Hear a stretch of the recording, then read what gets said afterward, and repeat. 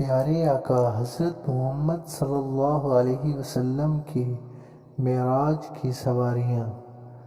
معراج میں حضور صلی اللہ علیہ وسلم نے 5 قسم کی سواریوں پر سفر فرمایا۔ نمبر 1، مکہ سے بیت المقدس تک براق پر تشریف لے گئے۔ اس کے بعد نمبر 2، بیت المقدس سے آسمان اول تک نور کی سیڑھیوں پر آپ نے سفر فرمایا۔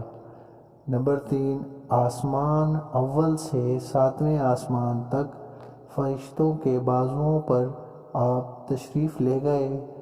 نمبر 4، 7ویں آسمان سے سدرۃ المنتہا تک حضرت جبریل علیہ السلام کے بازوؤں پر آپ تشریف لے گئے۔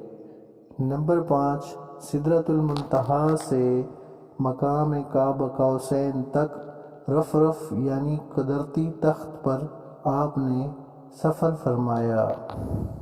قربان جائیں پیارے آقا علیہ الصلوۃ والسلام کی شان پر کہ جنہیں اللہ پاک نے مکۃ المکرمہ سے بیت المقدس تک اور اس کے بعد 7واں آسمان اور سدرۃ المنتہا اور پھر مقام قاب قوسین تک، اور اس دوران آپ صلی اللہ علیہ وسلم نے جنت کی سیر کی اور دوزخ کا احوال بھی جانا۔